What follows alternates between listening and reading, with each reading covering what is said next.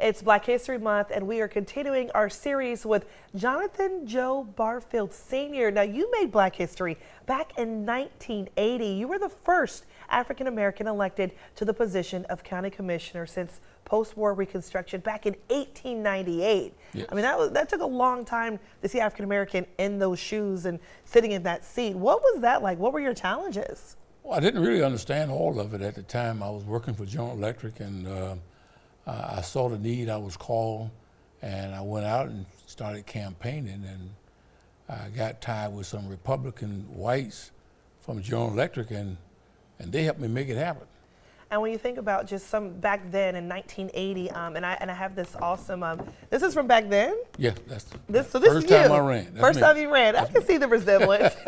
But I mean, I'm looking at some of the awesome paper. Even this is from 1980. A really cool, just what was it like seeing yourself being honored? What did it do for the Black community at that point? Well, it did a lot, especially grassroots blacks. They were very, very appreciative. They came out and supported me every time I ran. It was good.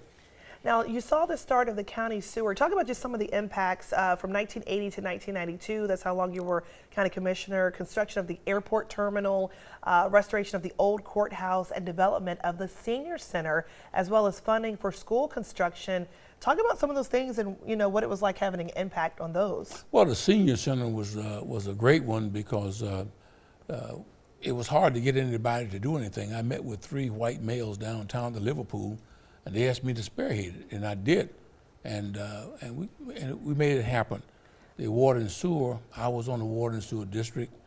Several of us used to fly around the country looking for another landfill and incinerator, and I was one of the ones that, because I worked in engineering at GE, so I had a background to help do that, and we got that, and the airport. Well, looking at your childhood, when you think about, tell people what was it like at Wrightsville Beach, and Lumina Station didn't exist. What was it like back then, even integrating in middle school?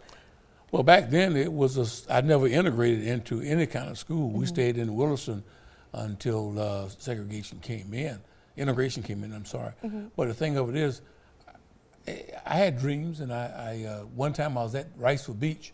I was 16 working on a garbage truck. And I said, God, why can't I have the privilege of going down that water in one of those boats? Why can't I live over here? I went to the parade, and I said, God, why can't I sit up in the bleachers? Well, I got a boat. I bought a place at Carolina Beach, and I sat in the bleachers for 12 years. So a lot of my childhood things that I aspired to do, God made them come true. Wow.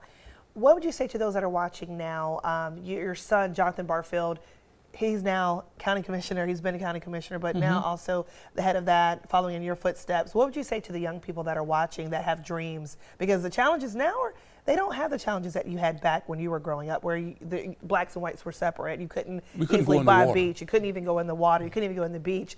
So you hear a lot of young people complaining about challenges. Nothing like that. What would you say to them that are watching? Well, I had a young man that called me today to be a mentor on helping him to get into real estate and stuff of that nature. So I say most to the black parents and black adults, stand behind your children. Stand behind them and push them. My grandson came to me, he said, Papa, he said, I want to sell real estate. I gave him the money to do it. He flunked. He came back a month later and said, Papa, I'm sorry, I failed. I said, a man doesn't fail until he stopped trying. Now he's a licensed broker, realtor in Greensboro. But I believe in pushing all my grandchildren, my children. I push them to the limit. I don't run them, I push them, because they see where I've been, and I encourage them to go there. And every one of them are monumental at this time. Well, Mr. Barfield, you are living Black history. Thank you for your contributions to society and for all that you've done to make Wilmington what it is today. And everyone, again, we just want to honor you today. Thank you, sir, for stopping by our studios.